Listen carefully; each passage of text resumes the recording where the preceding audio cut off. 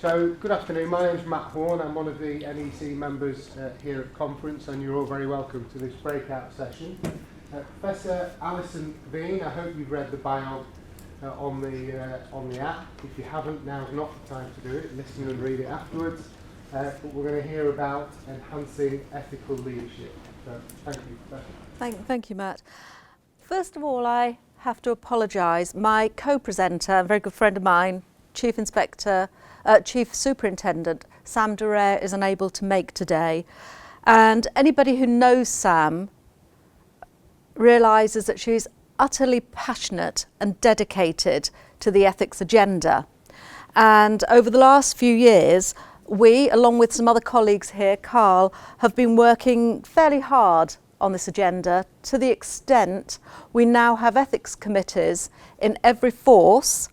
We have a regional and a national structure that feeds into the MPCC.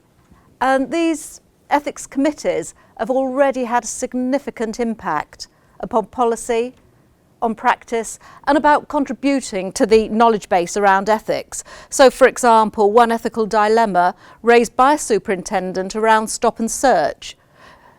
Question to his local force: it just seems that there actually are more powers to stop and search a shed than you were required to stop and search a child. That just didn't seem ethically right to him. It went to the local ethics committee. It was agreed. It just didn't seem ethical. It went to the regional. It went up to the national, to the extent it has changed policy. Another ethical dilemma around trafficking of young girls. Should they be treated as offenders or victims? Again, it is changing national policy. Another one with mission creep. You, more than I, are aware of the challenges now of working around issues with people with mental health and the difficulties that you have in trying to forge a really rich, good, understanding working relationship. But the time it takes when you're dealing with some of these cases with people with mental health can be disproportionate to the other times that you're required for policing. And on one of the ethics committees, we're very lucky to have one of the top transplant surgeons in the country, and as a medic, he said, the medical profession are putting this upon the police. This is not the police role, and as a police, you need to give it back to them. That's very, very powerful. So already we can see that ethics committees are starting to embed an ethical culture, change practice, change policy, and generate knowledge. But ethics committees are only one part of a framework that is required for a drumbeat of activity that you really need to engage in a real ethical culture, a deep, meaningful ethical culture. And you need a framework that is going to include ethics committees, look at ethical masterclass, get your ethical champions in, embed the code of ethics, but right at the heart of this drumbeat of activity of whatever you do is ethical leadership. So this presentation is just going to focus on that one element of the hub of the framework that you need for a drumbeat of activity, which is ethical leadership, because you are leaders. And we know from research that actually the most influential people in the organisations are not your chief officers. Far from it. They are you. You are more influential around your ethical climate and setting your ethical culture than anyone within the organisation. So what I want to touch upon today is, because it is so important, and because we talk about ethical leadership, and there's just a given, isn't there? There's a code of ethics, that is in statute. And that's quite interesting, because I don't think there's any other profession that has their code of ethics in statute. They'll have their disciplinary issues in statute, and their code of ethics is advisory. But you are legally bound by your code of ethics. Okay? So ethical leadership is really crucial. It's a really key component of being a leader, of being a superintendent, a chief superintendent, an inspector level. So let's see if we can unpack what ethical leadership is about. You know, what should it mean? You know, what sort of tools should you be looking and thinking about other than the code of ethics? Well, this presentation is going to just look at how do you define ethical leadership? Because if you're all expected to be ethical leaders, what does that look like in definition? What should the characteristics be that you should be thinking about? And actually, if you're going to be ethical leaders, because you're required to in statute, and actually you need to have an ethical culture and an ethical climate and set the tone, you need to be thinking about developing your own toolkit. And you'll see why it's got to be your own toolkit to be an ethical leader on that. So, first of all, who thinks that they're an ethical leader here? Does anybody think that they're not? Okay, would somebody like to give me a definition of ethical leadership relating to yourself? Good habits, practice of good habits. Practice of good habits? Doing the right things for the right reasons. Okay, Operating within the law. okay, Nolan principles. okay. +2. You want the code of ethics? Yeah. The old thing about what you do that nobody's looking. That's an interesting one, isn't it? Because in this day of CCTV and facial recognition and mobile phones, when is nobody ever looking at you? Okay. I mean, they're all really good ethical characteristics. Let's look at the definitions. So a really good go-to definition is by Brown et al. And Brown et al. And Trevino have done some really good work around social psychology and ethical leadership.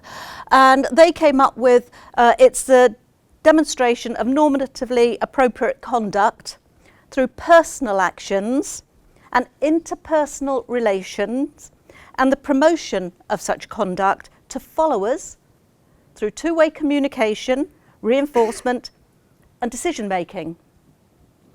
Ticks all the boxes, doesn't it? Absolutely. You know, it gives you this sort of conduct that you need to follow, that actually it's about your own actions, how you relate those to other people, how you communicate that to them, how you reinforce that, and shows during your decision making. But for me, it was missing its heartbeat. What it doesn't make reference to is ethical values. Because you can just put that up, and it really is. Well, you know, I promote ethical conduct, you know, I communicate it, but actually what? So I think it can be, you can use that one, but I think there's something around, it needs an addition. And for me, it's a demonstration of principles and value-based conducts through all the stuff that Brown was talking about. And that's really important, the values-based, because policing is an immensely ethical practice. And you all have your values, you all have your codes, your code of ethics. They are values-based on the Nolan principles. So actually, that is what you know, is at the heart of what you do. So I think, you know, it's really important to get that. So why is there such a lot of emphasis at the moment on ethical leadership? Well, it is singularly the most important factor in shaping an organisation's ethical climate, its culture, its ethos. That is proven without doubt. An ethical climate, an ethical culture influences greatly the behaviours of those working within the organisation. And if you look at Cleveland Police as a really good example, and some of the issues around some of the leadership that impacted upon their organisational climate, you can see often when there is unethical behaviour as opposed to ethical behaviour. Okay? And so it's really important. You want to set the ethical climate, you want to set the ethical standards, you want to set the ethical spirit and the ethical health. And you are the people to do that. Your chief officers can set the tone, but you are keeping the moral compass of the organisation at true north. And that's important because actually I'm a great believer, no police officer or police member of staff wakes up of a morning and thinks, do you know what? I'm going to be really unethical this morning. Some do, according to my colleague here working for HMRC. Okay, I'll take that back. Okay, well, I think what really happens is actually you get ethical drift. And you see ethical drift all the time. You can see it blatantly, and you can see it in the grey darkling areas, you know, where there's, you know, the light isn't shone quite so brightly. What do I mean by that? If you look at the covert inquiry, it's quite obvious that, you know, the ethical drift started, it became reinforced, you know, and then it became embedded, even to the extent when the then commissioner wanted to knock on the door to look at the safe house, actually he was told to go away because it was need to know business. It had become willful. That is ethical drift. You see it in an issue that is facing policing today, where, you know, sexual harassment. Actually, when somebody is pulled up for that, quite often you will hear colleagues say, she was always like that, you know, we knew that, you know, actually, you know, we nicknamed him or her shagger. That's ethical drift, and it happens in plain sight. So it's not a case that something happens overnight. It generally is something that is quite pervasive ethical drift. So we know that if the ethical leader actually sets that ethical climate and keeps the compassed on true north, what else, you know, what actually unpacks from that? What is the ethical, you know, benefits to it?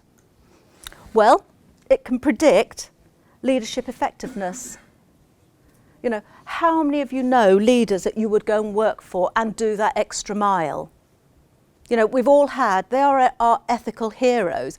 Quite often, it's quite interesting, I hear people say, you know, I would have done anything for Sir Ronnie Flanagan. Now, you know, again, that was really leadership effectiveness. He brought his team along with him in the right way. So, you know, if you've got your team behind you, it means, you know, and you're really concerned about your ethical climate, you're probably doing it right. It increases job satisfaction, not just for you, but for your colleagues and those that you're leading. It does decline in your workplace deviance, because actually people want to do the right thing because of the trickle-down effect around behaving ethically and properly. It improves organisational citizenship, something that's been eroded over time through other reasons. It's starting to bring that back and increases morale. It also plays very much into the well-being agenda as well. So it's really key. You know, the reason why ethical leadership is important, because it's important for the whole ethos of your organisation. So if ethical leadership is key, can you learn it as part of a leadership programme package, like you learn transformational leadership or transactional leadership? Is it something that can be learnt? Are there principles around that? Can it be put into your leadership class and all of a sudden you'll have all that skills and knowledge to be the best ethical leaders? We hope you're recruiting the right people in the first place, but you're reinforcing it. I think there are some basic core values that we're hopefully recruiting. Okay. Which is not a guarantee. But obviously reinforcing it keeps them on that track that we're talking about. So you want core values and then reinforce them. Okay. But do you think there is a set of skills and a set of knowledge that you could usefully learn as part of your toolkit to become an ethical leader, a better ethical leader? Yeah. Okay, so what about then your personal characteristics that you allude to? How does that play into it? Because, you know, you've got something around the individual, but yet actually you've got something about skills and knowledge.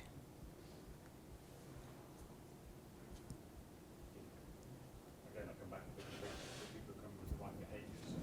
There's a skills and knowledge of how they're applied or shared. Right. What about if the organisation itself corrupts those good behaviours?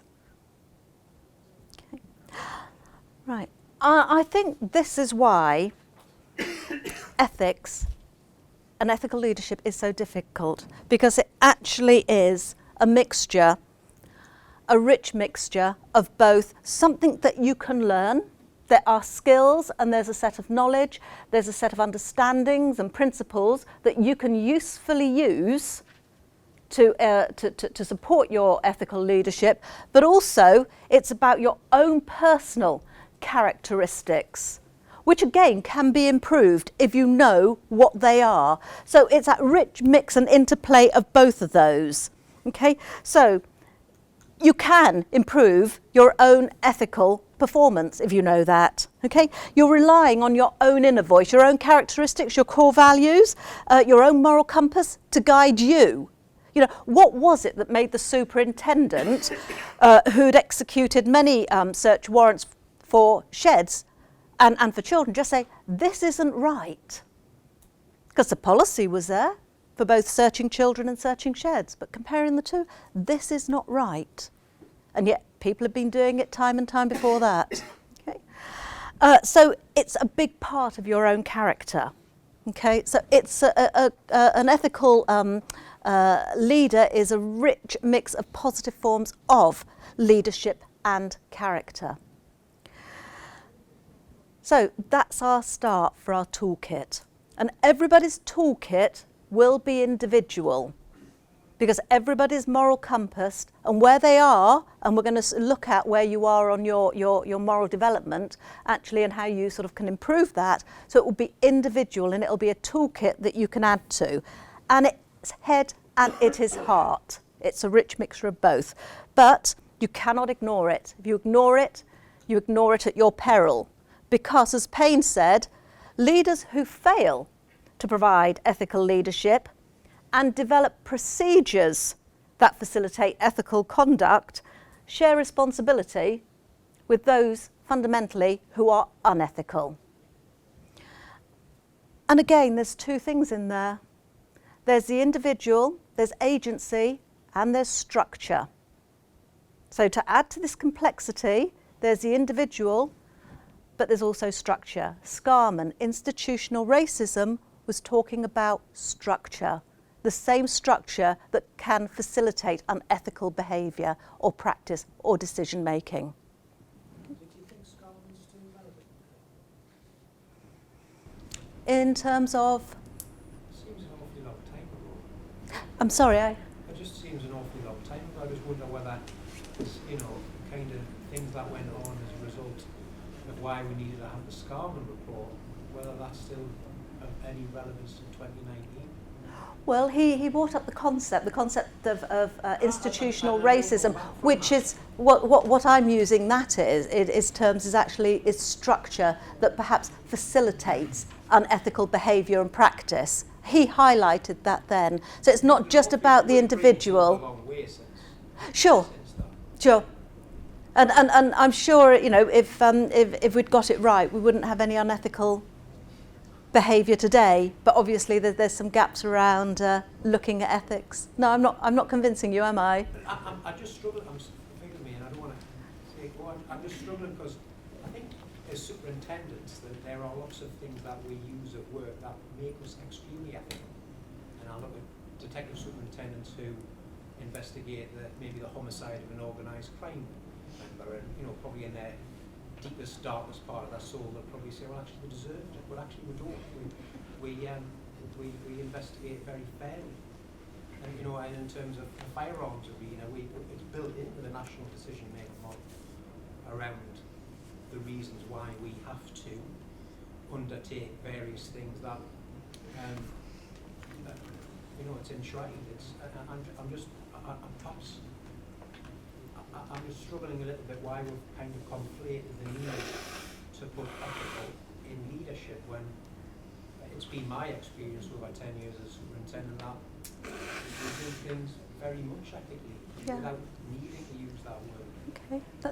Can I ask you then, what models of ethical leadership do you allude to support your ethical thinking? So most of the decision making, I guess, that we do as superintendents, the national decision making model, it naturally takes you round a number of points where you have recourse to the legislation, to the central mission statement of what the police are trying to do.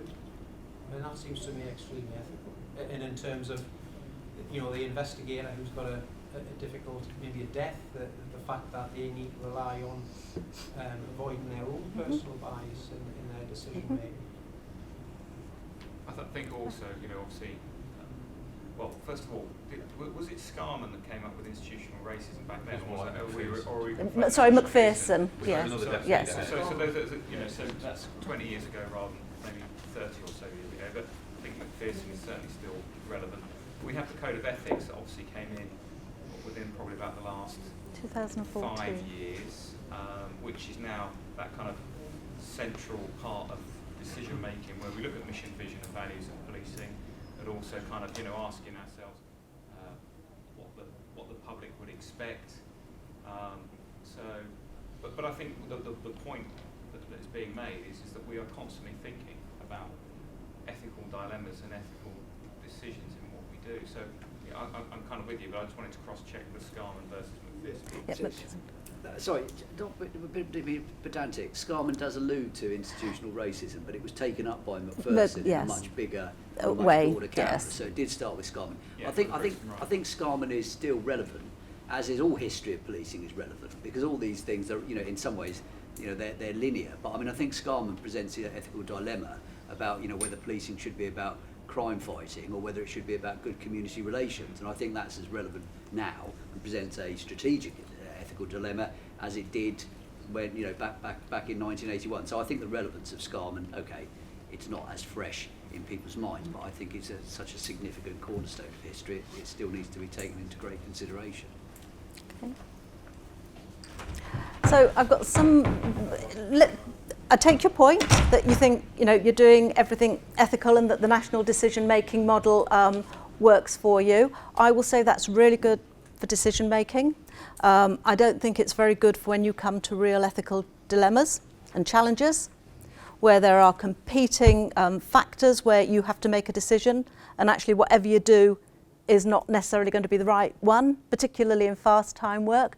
I think that's also all right if you're making a decision, but when you're leading a group of people and trying to create a culture in which they can flourish as good people, as good ethical officers and staff, I think it goes beyond just the decision making. But let's carry on, because I mean, you know, we can come back to what you said at the end of it, of whether you think this might be useful to you or not. On that. But it is head and heart. And I think that's also why it's really, really key, because your head part of it can go back into policy, although we have seen that policy doesn't always promote best ethical practice, but actually it's your heart bit, because everybody is different. Okay. So what we do know from research is that if you're a good ethical leader, you know, you will have a set of characteristics. And when I asked, you know, how you would define ethical leader, actually it was ethical characteristics that were coming to the fore. So, you know, if you're going to be perceived and seen as a good ethical leader by your peers and by those you are leading, actually you have to be ethical and moral both in your professional and personal life. So it's no use being ethical in your professional life and going home and kicking the cat. It just doesn't wash. Okay? You've got to be a moral manager. You've actually got to manage your own ethical climate with your people. You just can't leave it. You know, the definition said you've got to communicate it. You've got to talk about it. You know, you can't assume that people will be ethical, that the people that you are responsible for and leading will be ethical if you're not talking about it to them. Somebody here mentioned principled decision making. Yeah, to be fair and seen to be fair. You know, organisational justice that the College of Policing did the report on. You've got to take responsibility along with accountability. And obviously, you know, honest, trustworthy and integral, you know, because all of that sets the ethical tone that you're going to set for the people that you're with, that you're leading, that you're working alongside. And I suppose it's not really surprising that people who are considered by their peers as ethical leaders also tend to score high on the emotional intelligence side, because they're people focused. You're interested in people as well as the mission. Communicate and discuss. Listen for when the ethical bell starts to ring, or there's a sense of ethical darkling, where that ethical dusk is starting to go down, or as you said, where people, the dark places. One of the reasons why the covert investigation, the covert inquiry is taking place, because that was a place that operated away from the heart, the core of an organisation, and research has also shown that if people are operating away from central headquarters, actually that's more likely to generate unethical behaviour. They became closed, they became locked, they had no ethical leadership, and actually if you look at some of the stuff, it really, you can see how it promulgates. And you see it in the military, you see it in the submarine service, in the Marines, where they're in small groups, and actually they haven't got good, strong ethical leadership, and ethics isn't discussed. So, you've got to assume that actually your people won't always behave ethically when you're around.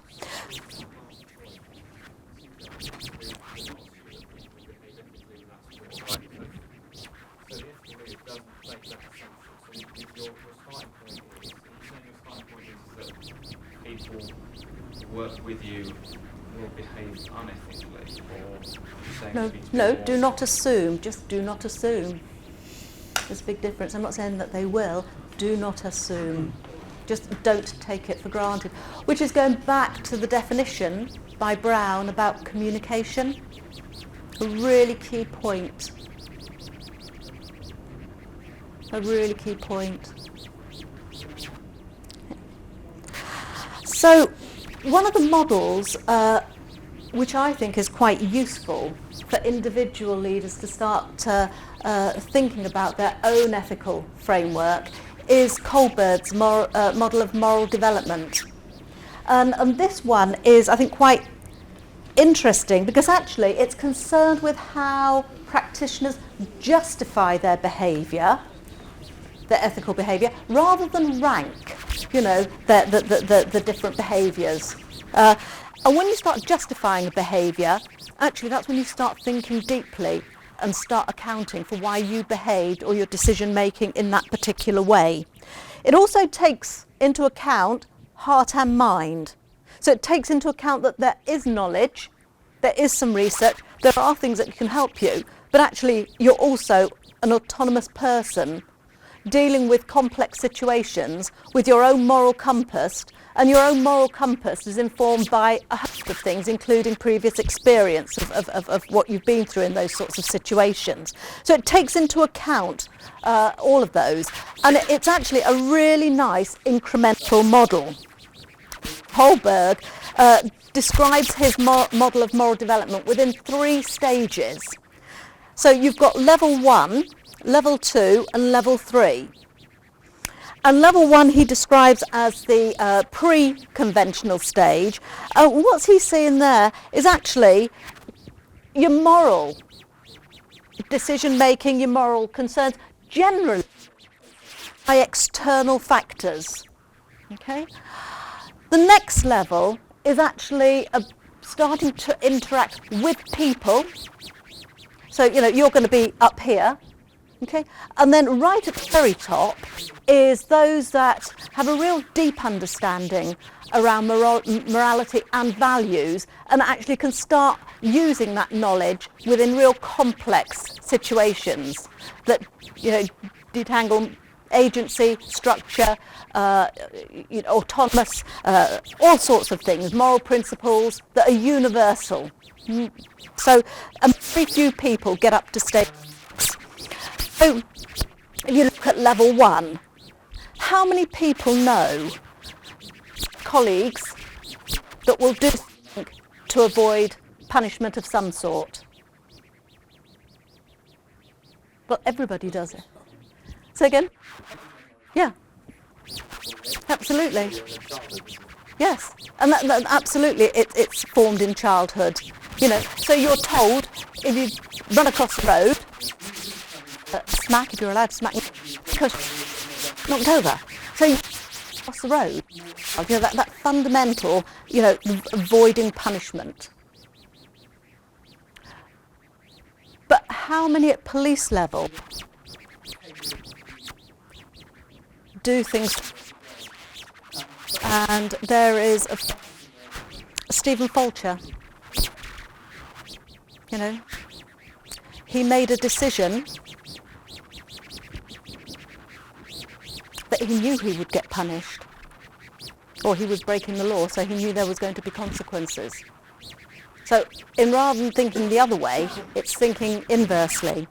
Second one, which is probably more familiar, acting to further one's own interest. Haven't we all done that? Ken Pease's latest article, I don't know if anybody's read it, on police cubs. No, has anybody read it? Right.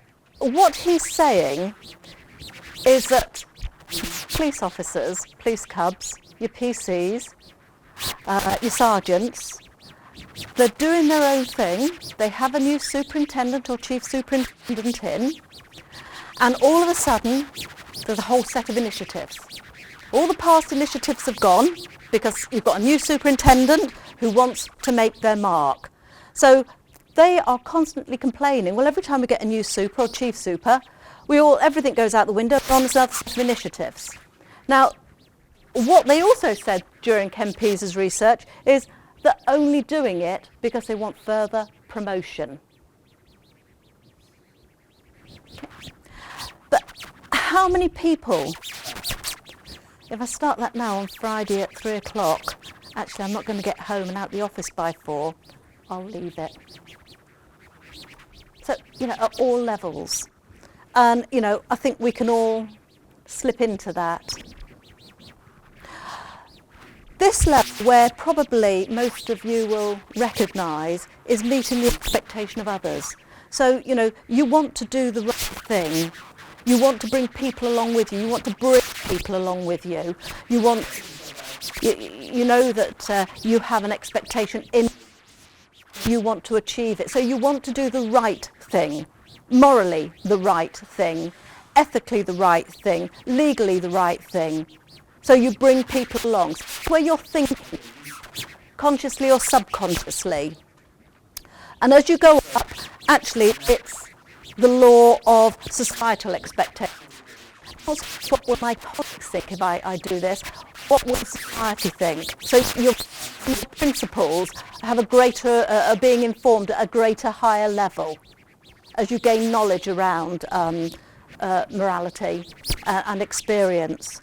And then, you know, you get up to the higher level, which, as I say, you know, the very top level, very few people get up to. So the first level is informed by, you know, consequences, external consequences. The second one is actually tied into your own personal and organisation and societal expectations of what you should be doing.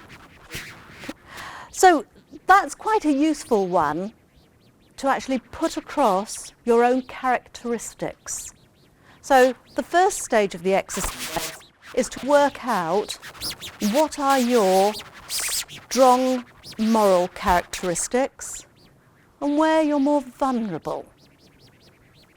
Okay, because you started talking about your own characteristics, you know, leadership, fairness, being a moral manager, being moral in your personal and professional life. You can get a good set of 15 characteristics. And actually, where are you on this level? Really, where are you? But the tool becomes even more useful if you do it with your team. Where are your ethical strengths as a team? Are your ethical vulnerabilities as a team? Because you're only as ethically strong as your weakest link. So if you're dealing with people who are down here, you know, look, Gov, I need to get home. Now, why is that? Is it because actually they've got a sick child? Is it because actually they're just fed up and they just don't want to work? What is it? Where is it? It helps you understand your people, but it also takes you down to where you be and actually where you can reinforce your ethical strength. Understanding around ethical risk. You can also apply it to operations. Where are you ethical to an operation, particular operation, and where are your ethical vulnerabilities and risks? And this was for the Edward Heath investigation. And what came out of that was an independent set of critical ethical friends to actually, as they went through the different stages of the investigation, to map across that and where there's likely to be vulnerabilities or risks, given that's a high-risk investigation. So there's some thinking around there. I mean, if this was easy, it would have been done years ago. It's not. So, where are you on the Kohlberg model at any one given time? Where do you really think that you are? And unpack that and be able to justify that to you. Where are you and your team collectively on that model at any given time, whether it's on an operation or whether it's the general team that you're working on, a community team? And actually, if you've got some ethical vulnerabilities, how are you going to improve those? How are you going to redress those?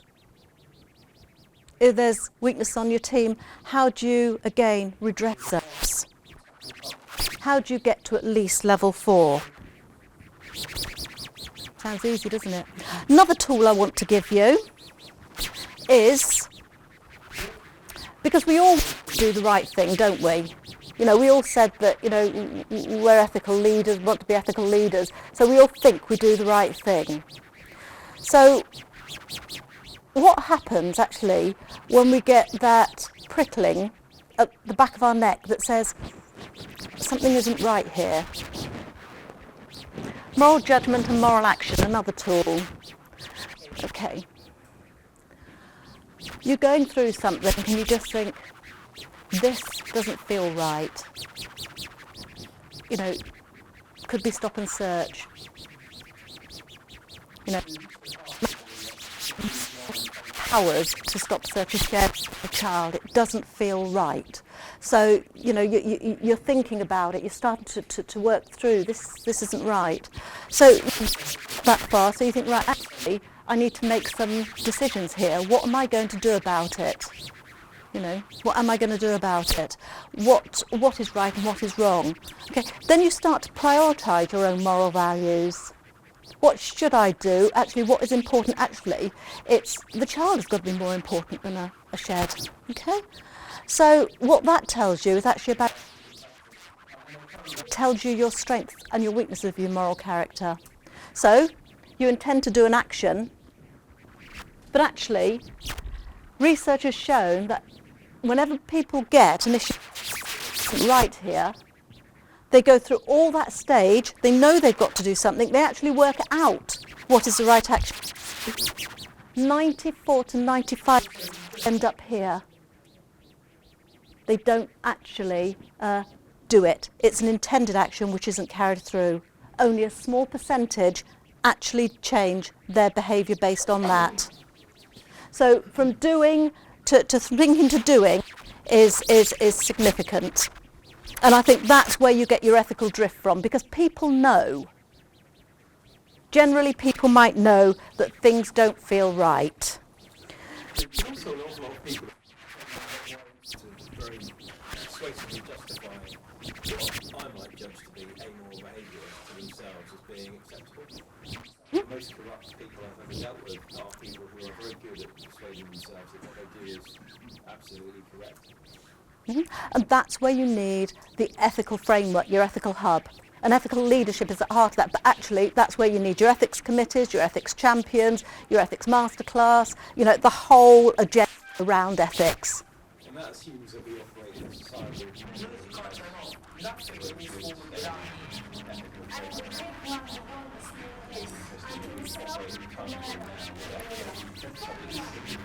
Yes, that's true.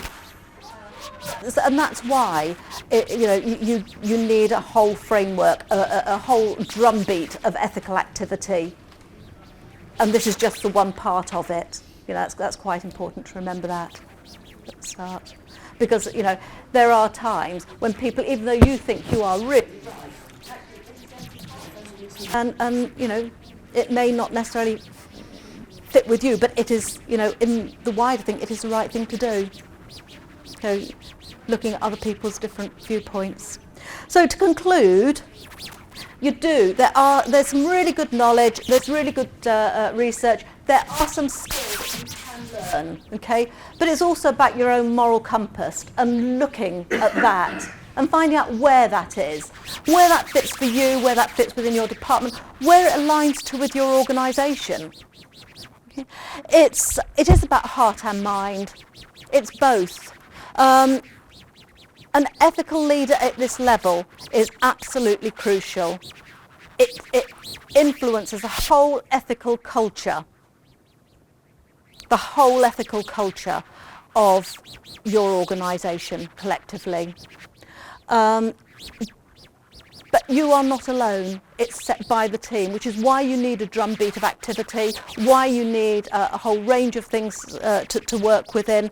And it's something about all the time. You must talk about it. You must put it on the agenda.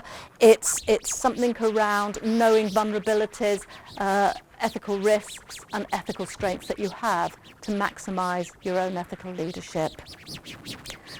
Thank you.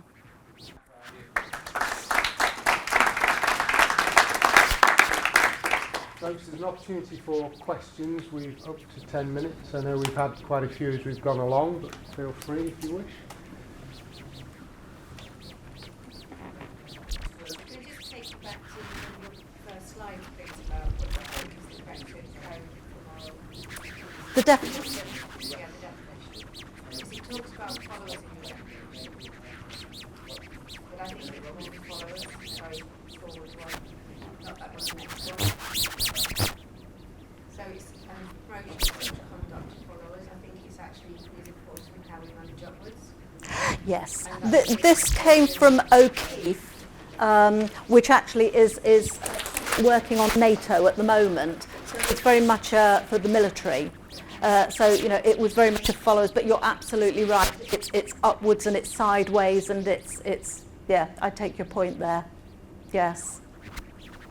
And that goes back to then how to speak truth unto power.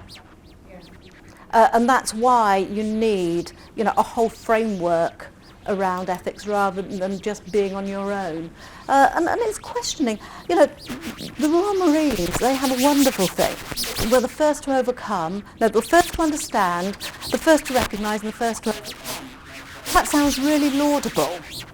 But actually, how do they know that they've really understood it in the first place? To overcome it. So, it's going back to some of those basic things. Like, we're all right. We'll understand it and we'll do it. Whatever we're going to do. But that's on the premise that you understand things properly in the first place. And so they've been unpacking that. And there's something around speaking truth under power.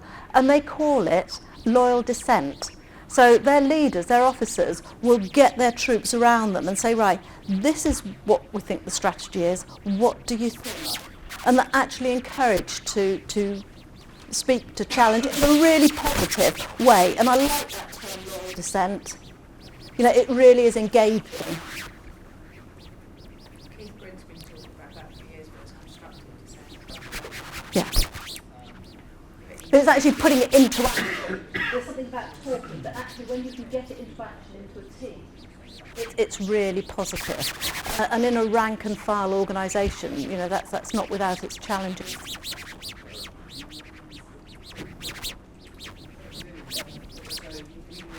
Any more questions, folks?